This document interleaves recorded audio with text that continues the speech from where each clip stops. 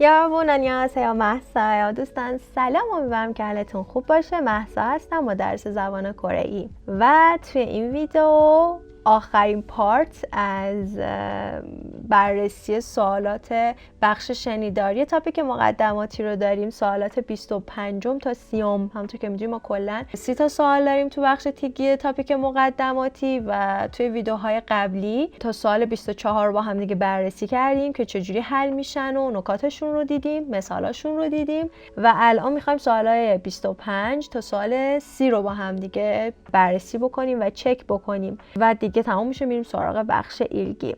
اگر ویدیوهای قبلی رو ندیدین بچه‌ها حتما برین داخل کانال ببینین. توی پلیلیست تاپیک مقدماتی براتون جدا سیوش کردم که راحت‌تر بتونین پیداشون بکنین و همشون کنار هم دیگه باشن و میریم سراغ سوال 25 تا 30. بچه‌ها سوالای 25 تا 30 سخت‌ترین سوالای بخش شنیداری آزمون مقدماتی هستند. یعنی 25 تا 30 دیگه تهش دیگه از اولش از آسون شروع شد، هی اومدیم جلوتر، لول ها رفت بالاتر، مکالمه ها طولانی تر شد، سوالا متفاوت شد تا اینکه برسیم به سوال 25 تا 30. این مکالمه هایی که ما میشنویم تو سوالات 25 تا 30 این شکلیه بچه‌ها. ما یه مکالمه طولانی میشنویم و برای هر مکالمه طولانی باید به 2 تا سوال جواب بدیم. یعنی چی؟ من یه مکالمه گوش میکنم، به سوال 25 و 26 جواب میدم. 2. من یه مکالمه گوش میکنم، به سوال 27 و 28 جواب میدم. و آخری من یه مکالمه گوش میکنم و به سوالای 29 و 30 جواب میدم. درست شد؟ پس 25 26 27 28 29 30 که 6 تا سواله، 6 تا فایل صوتی هم براش نداریم. برای 6 تا سوال 3 تا فایل صوتی قراره بشنویم و این شکلیه که فایل صوتی رو پلی میکنم برای شما، 2 بار گوش میکنین، بعد عدد رو میگه 25 وقت دارین حلش بکنین، 26 وقت دارین جوابش رو بدین و میره سراغ فایل بعدی. یه نکته که میخوام در مورد این که چه سوالایی به شما میده توی 25 تا 30 سوال 25 تا 30 هستش اینه که سوال 26 سوال 28 و سوال 30 یعنی دومین سوال هر مکالمه اینو خواسته از ما. 들은 내용과 같은 것을 고르십시오. با توجه به اون چیزی که شنیدید گزینه درست رو انتخاب بکنید. تمام شد همین. پس سوال 26 28 و 30 که دومین سوال هر بخش میشه از ما خواسته که گزینه درست رو انتخاب بکنیم. خب حالا سوال 25 چی میخواد از ما؟ سوال 25 که میشه اولین سوال اولین مکالمه همیشه اینو خواسته. 여자가 یا 남자가 왜 이 이야기를 하고 있는지 맞는 것을 고르십시오. بگید که چرا خانومه یا آقاه داره همچین حرفی میزنه. از شما دلیل که توی این فایل صوتی همچین حرفی زده شده رو میخواد بپرسه. چرا از همچین متنی اومده اینجا؟ ممکنه که مثلا دلیلمون این باشه که مثلا داره فلان چیز رو تبلیغ میکنه، داره فلان چیز رو اطلاع میده، داره فلان چیز رو تدریس میکنه. ممکنه دلایلش این شکلی باشه. پس سوال 25 دلیل گفته شدن این مکالمه رو از ما میخواد. همیشه هم همینه. سوال 27 بچه ها که میشه اولین سوال مکالمه دومیه همیشه اینه. تو 사람이 무엇에 대해 이야기하고 있는지 맞는 것을 고르십시오. بگید که این 2 نفر دارن در مورد چی صحبت میکنن. پس موضوع صحبت این 2 نفر رو ما میخوایم انتخاب بکنیم. موضوع صحبتشون ممکنه مثلا درس باشه، ممکنه غذا باشه، ممکنه آب و هوا باشه. دارن در مورد چی صحبت میکنن؟ این رو از ما میخواد. سوال 29 که میشه اولین سوال مکالمه سومی یه سوال خاص میپرسه. یه سوال خاص با توجه به اون مکالمه. حالا سوالش میتونه هر چیزی باشه. مثلا میگه که چرا تو فلان جا این اتفاق افتاد؟ چرا فلان حرف رو تو این موقعیت زد؟ یعنی سوالش خاصه دیگه. شما قبل از اینکه بخواید گزینه ها رو جواب بدین حتما باید سوالو بخونین، معنیش کنین و جوابش رو بدین. سوالش یه چیز مشخص نیستش که بگیم همیشه دلیل خواسته، همیشه موضوع خواسته یا هر چیزی. یک سوال مخصوصه با توجه به خود اون مکالمه‌ای که ما شنیدیم. خب حالا که فهمیدیم سوالات 25 تا 30 چه شکلی هن و هر مکالمه‌ای که گوش دادیم باید به 2 تا سوال جواب بدیم، بریم با هم دیگه بررسیشون بکنیم. یه نکته یا بچه‌ها بهتون بگم، اونم این هستش که توی سوالات 25 تا 30 دایره لغات زیاد و تمرینای بیشتر خیلی کمکتون میکنن که راحت جواب بدین. همینطور باید تمرکزتون رو نگه دارین و وقتی به این بخش میرسین، چون مکالمه ها طولانی تر میشه، ممکنه ذهنتون هم خسته بشه، نتونین کامل گوش کنین ببینین چی دارن میگن، که در مورد این توی ویدیو جدا کامل براتون توضیح میدم. بعد از اینکه تیک‌ها تموم شد، ایلگی ها هم کامل دیدین، یه ویدیو کلا جدا براتون میذارم از نکاتی که برای حل کردن سوالات کلا تاپیک مقدماتی چجوری میتونید حلشون بکنید، چه نکاتی رو رعایت بکنید، چجوری تمرکزتون رو نگه دارین، اینا رو کامل براتون توضیح میدم. ولی حتما تا جایی که میتونید دایره لغاتتون رو بالا ببرین، مثالای مختلف بخونین، کتابای مختلف بخونین که همه رو براتون معرفیاشون رو میذارم. بریم با هم دیگه یه مثال ببینیم و یکی از این سوالا رو حل بکنیم. این سوال 29 و 30 یکی از آزمون ها بوده بچه‌ها، یعنی دیگه سخت‌ترین سوال یه بخشی بوده که همونطور که می‌بینیم بچه‌ها مکالمه‌اش طولانیه. یوجا نامجا مکالمه طولانی داره. ما باید کامل گوش بکنیم ببینیم که چی میگن و با توجه به این مکالمه بریم به سوالات جواب بدیم. یوجا 선생님 안녕하세요. 요즘 저희 아이가 책을 잘 안 읽어요. 그래서 걱정이 돼서 왔어요.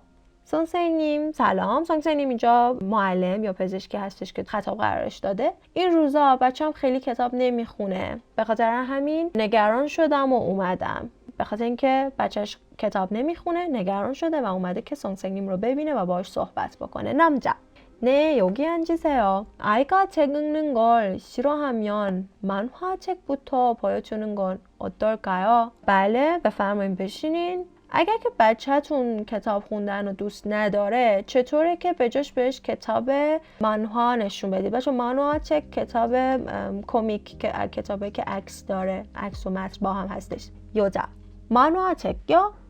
그러면 아이가 만화책만 좋아하지 않을까요? کتاب منوا.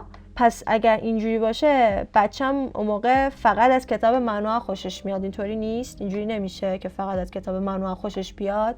남자 아니에요. 만화책이 책을 읽는데 도움이 돼요. 만화책에서 본 내용이 재미있으면 다른 책도 찾아서 읽게 되니까요. نه اینطوری نیست. 만화책 خیلی کمک میکنه که کتاب بخونن. 만화책이 책을 읽는데 도움이 돼요. 만화책 به کتاب خوندن خیلی کمک میکنه. توی 만화책 اگر که نکات مثبتی وجود داشته باشه، نکات جالبی وجود داشته باشه، محتوای جالبی وجود داشته باشه، میره دنبال بقیه کتابا و باعث میشه که کتاب بخونه. یوجا 아 그러면 책 읽는 습관을 기를 수 있어서 좋을 것 같네요. آها، پس به خاطر اینکه باعث میشه که عادت کتاب خوندن توش افزایش پیدا بکنه، کار خوبیه. 남자 네, 더 어려운 내용을 쉽게 이해할 수 있어서 공부에 도움도 돼요. 그래서 요즘 아이들은 만화책을 많이 읽어요. و همینطور چون میتونه که محتواهای سخت رو راحت درک بکنه، توی درسش هم کمک کننده است این اتفاق. به خاطر همین این روزا بچه‌ها خیلی کتاب منها میخونن، منهاچک رو زیاد میخونن. خب پس ما یه مکالمه داشتیم در مورد منهاچک بین مادر که بچه‌ها و معلمی که داشته توضیح میداده که چرا منهاچک خوبه، به بچه‌ت منهاچک بده بخونه، برای اینکه بر دنبال کتابای دیگه هم خوبه، برای اینکه درسش خوب باشه هم خوبه. ما کل این رو برداشت کردیم و شنیدیم. حالا سوالایی که داده به ما. سوال 29م 여자는 왜 남자를 찾아왔는지 맞는 것을 고르십시오. خانومه چرا اومده دنبال آقاه؟ چرا اومده ملاقات این آقاه؟ دلیلش چیه؟ ما دلیلش رو توی متن فهمیدیم. بچهش کتاب نمیخونه و اومده که بپرسه ببینه چی کار بکنه. این چیزیه که ما میدونیم. حالا باید بریم گزینه ها رو دونه دونه چک بکنیم و ببینیم که کدوم که از این گزینه ها میخوره بهش. گزینه اول 만화책을 읽고 싶어서، چون دلش میخواست 만화책 بخونه. خانم میخواست 만화책 بخونه؟ نه، پس گزینه درستی نیست. دو 아이가 공부를 잘 못해서، بچهش درسش خوب نیست. چون درسش خوب نیست اومده پیش این آقای. نه، در مورد اینکه درس بچه‌م خوب نیست صحبتی نکرده بود. دو هم نیست. سه 아이가 책 읽기를 싫어해서، بچهش کتاب خوندن رو دوست نداره. به خاطر اینکه بچهش کتاب خوندن رو دوست نداره اومده. این گزینه ما گزینه درستی میتونه باشه. میریم و بقیه رو هم چک بکنیم. آخری رو 만화책의 좋은 점을 알고 싶어서. به خاطر که میخواست نکات مثبت کتابای منوها رو بدونه اومده بود. نه، مشخصا گزینه 4 گزینه درستی نیست. پس گزینه 3 گزینه درست ماه، چون بچهش کتاب خوندن رو دوست نداشت اومده بود پیش این آقاه. پس دلیل اومدنش رو از ما پرسید و ما پیدا کردیم. سوال C. 틀은 내용과 같은 것을 고르십시오. همونی که گفتیم که سوالهای 26, 28 و 30 همین محتوا رو میخواد. با توجه به متن گزینه درست رو میخوایم پیدا کنیم. گزینه 1. 요즘 아이들은 만화책을 읽지 않습니다. این روزا بچه‌ها 만화책 نمیخونن. چرا؟ اتفاقا این روزا بچه‌ها خیلی 만화책 میخونن. آخر متن ما این رو شنیدیم. پس گزینه درستی نیست. 만화책으로는 어려운 내용을 이해하기 힘듭니다. مطالب سختی که توی کتاب 만화책 هست درک کردنش سخته. نه، توی متن داشتیم که چون مطالب سخت رو راحت میتونن متوجه بشن. درسته؟ پس گزینه 2 هم گزینه غلطیه. گزینه بعدی گزینه 3. 책 내용이 재미있으면 만화책을 찾아서 읽습니다. اگر که مطالب کتاب خوب باشه میرن و دنبال کتاب 만화책 میگردن و میخوننش. دقیقا برعکس. اگر 만화책 باحال باشه میرن دنبال کتاب. برعکسش رو شنیدیم ما تو متن. پس گزینه 3 هم گزینه درستی نیست. 4. 만화책을 읽으면 책 읽는 습관을 기를 수 있습니다. اگر که 만화책 بخونین عادت کتاب خوندن رو میتونیم پرورش بدیم. پس کتاب منها خوندن باعث پرورش عادت کتاب خونی میشه. آره درسته، کاملا این رو شنیدیم توی متنمون که در واقع نتیجه گیری بود که خانومه از حرفای آقای کرد. 그러면 책 읽는 습관을 기를 수 있어서 좋을 것 같네요. این رو داشتیم. پس گزینه درسته ما توی سوال C گزینه 4 هستش. خب تا اینجا بچه من توضیح خیلی بیشتری نمیتونم در مورد سوالات 25 تا 30 بدم، به خاطر اینکه حل همینه. شما باید با دقت گوش بکنینش، نکاتی که لازم هست رو یه گوشه یادداشت بکنین. تا آخرین جمله‌ای که داره گفته میشه تمرکزتون رو از دست ندین و سعی بکنین متوجه بشین که دارن با هم دیگه چه مکالمه‌ای میکنن تا در نهایت بیاین و گزینه‌ها رو تک به تک با دقت چک کنید و به گزینه درست برسین. این کاری هستش که شما باید انجام بدین. اما برای اینکه بتونید سوالات 25 تا 30 رو راحت تر جواب بدین باید از قبلش آماده بشین، این سوالا رو گوش داده باشین، متنای طولانی تر رو گوش داده باشین، خونده باشین که اینا رو میگم توی ویدیوهای جدا کامل براتون توضیح میدم. و از همه مهمتر کاری که میتونید انجام بدید اینه که دایره لغتتون رو بیارید بالا. من تو خود کانال براتون لغات مختلف رو میذارم، از کتابای مختلف لغت هم میتونین استفاده بکنین. خب حالا میریم با هم دیگه چند تا مثال حل میکنیم. حتما یه کاغذ کنار دستتون بذارید که نکات هر سوال رو بنویسین و بتونین تمرکزتون رو حفظ بکنین و جواب سوالا رو بدین. اگر وقت کم آوردین استاپ بزنین، کامل حل بکنید و بعد پلی کنید و جواب رو ببینین. بچه‌ها بریم با هم دیگه سوالا رو حل بکنیم.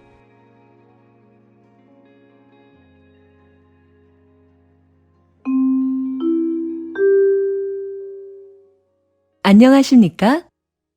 매주 수요일은 우리 회사 가족 사랑의 날입니다. 내일 가족 사랑의 날에는 모두 4시에 퇴근하시기 바랍니다. 특별히 이번에는 회사에서 케이크를 준비했습니다. 내일 퇴근하실 때 3층에 있는 식당에서 받아가시기 바랍니다. 가족들과 즐거운 시간 보내십시오. 감사합니다.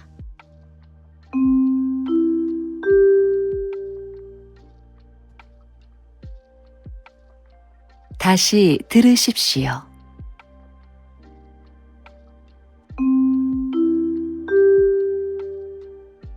안녕하십니까? 매주 수요일은 우리 회사 가족 사랑의 날입니다. 내일 가족 사랑의 날에는 모두 4시에 퇴근하시기 바랍니다. 특별히 이번에는 회사에서 케이크를 준비했습니다. 내일 퇴근하실 때 3층에 있는 식당에서 받아가시기 바랍니다. 가족들과 즐거운 시간 보내십시오. 감사합니다.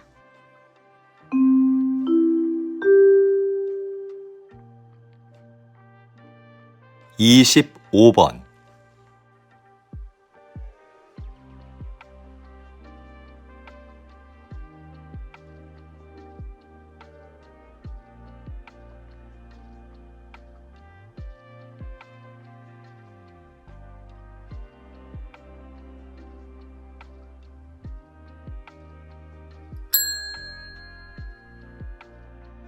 26번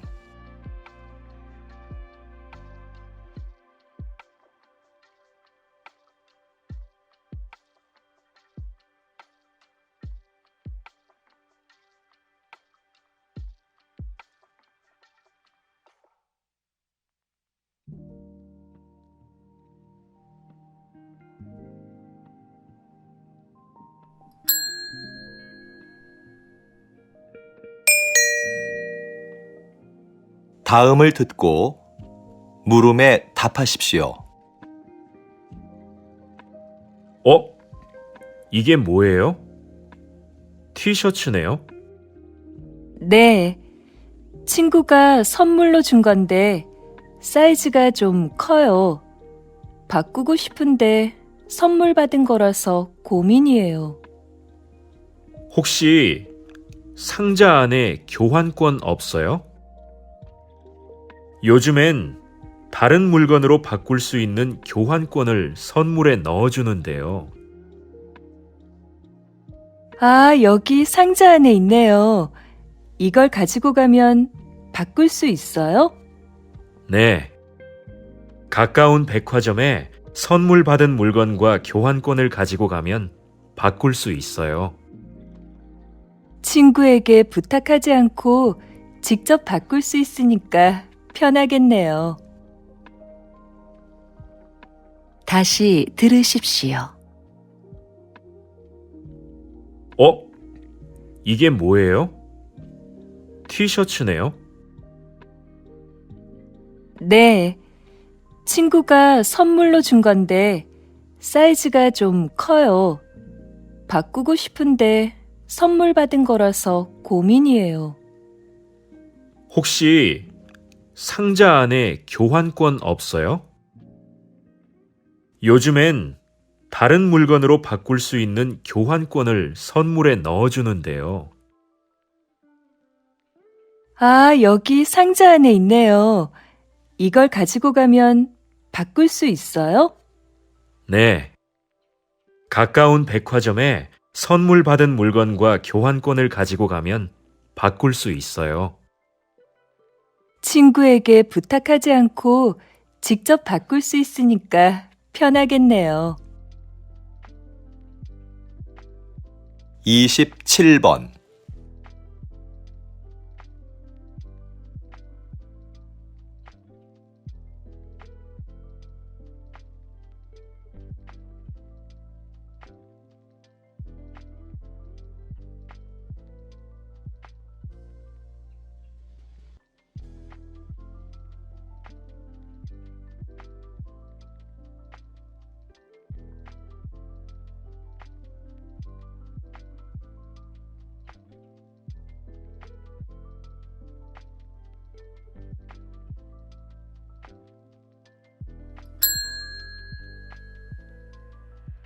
28번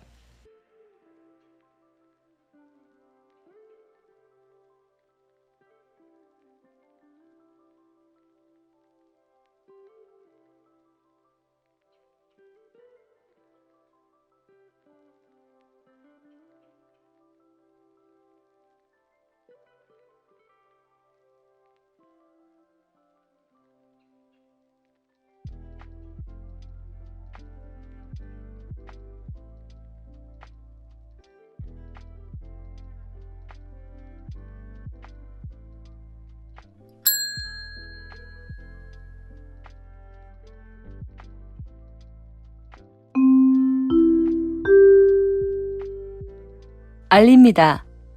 기숙사 건물 계단을 청소하려고 합니다. 청소 시간은 이번 주 금요일 오후 1시부터 6시까지입니다. 이 시간 동안 학생들은 계단으로 다닐 수 없습니다. 엘리베이터를 이용해 주십시오. 그리고 계단에 둔 자기 물건은 목요일 밤까지 모두 가져가 주시기 바랍니다. 감사합니다.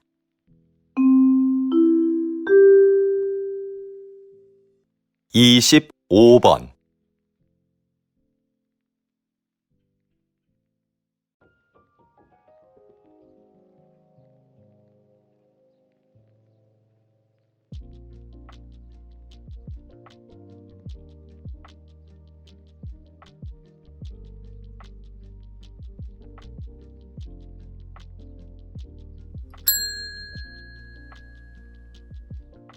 이십육 번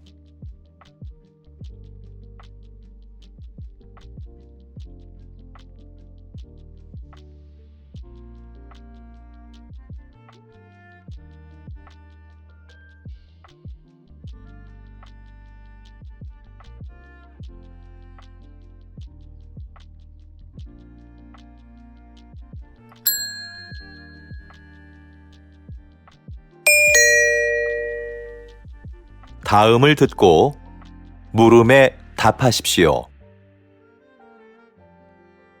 민수 씨, 아침에 이메일 봤어요? 아니요.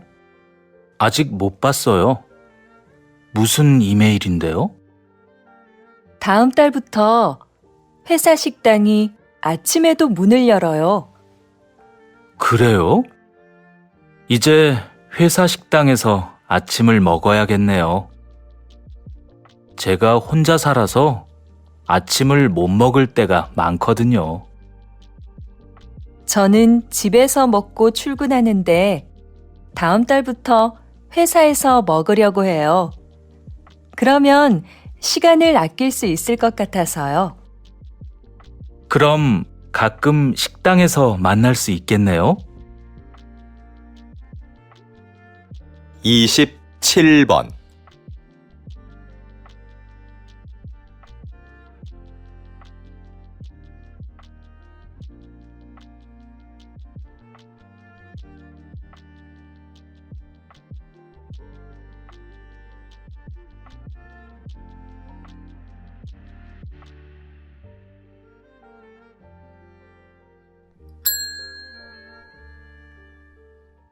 이십팔 번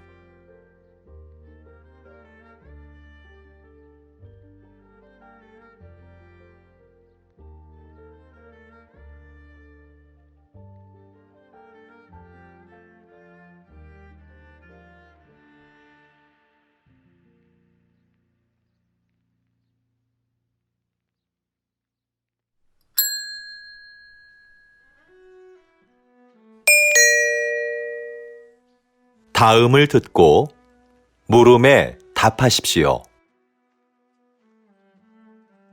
기타 연습 많이 했어요? 그동안 연습한 거 한번 쳐볼래요? 죄송해요, 선생님. 연습을 많이 못했어요. 기타를 잘 치려면 매일 잊지 않고 연습하는 게 중요해요. 그건 아는데 연습하는 걸 자꾸 잊어버려요. 그럼 기타를 잘 보이는 곳에 두세요. 그러면 기타가 자꾸 보이니까 연습하는 걸 잊지 않겠지요? 아, 그럼 저는 기타를 소파 옆에 두어야겠어요. 집에 가면 주로 소파에 앉아서 텔레비전을 보거나 음악을 듣거든요. 29번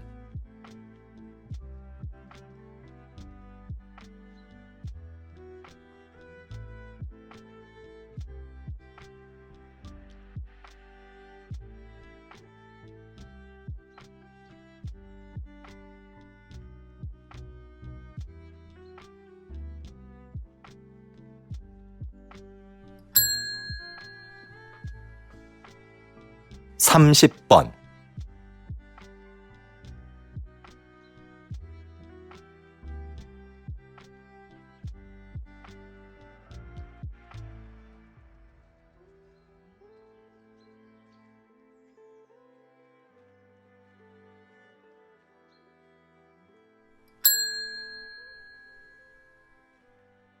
و این هم از سوالای 25 تا 30 آخرین و سخت‌ترین سوالات بخش تیکی توی آزمون تاپیک مقدماتی که با هم دیگه بررسیشون کردیم، دیدیم چجوری حلشون بکنیم، مثال‌هاشو با هم دیگه دیدیم و حتما بچه‌ها کامل حل بکنین مثالا رو. هر سوالی داشتین کامنت بذارین، تک به تک کامنتاتون رو جواب میدم و امیدوارم که دیگه کامل دستتون اومده باشه که بخش تیکی تاپیک مقدماتی چطوری هستش و دیگه نگرانی هاتون رفع شده باشه. شما تا سوال 20 هم اگر جواب بدین حسابی نمره خوبی میاریم و میتونیم روی ایلگی هم تمرکز بکنیم. البته که تا آخر 30 هم میتونین انجام بدین، بستگی داره به تایمی که هر کسی میذاره و میزان لغتی که هر کسی حفظ میکنه. میگم اونم جدا توی ویدیو براتون کامل توضیحش رو میدم. این از این و از بخش بعدی وارد سوالات ایلگی میشیم که ببینیم اونا رو چجوری میتونیم حل بکنیم. پس تا ویدیوهای بعدی بچه‌ها مراقب خودتون باشین. انیون.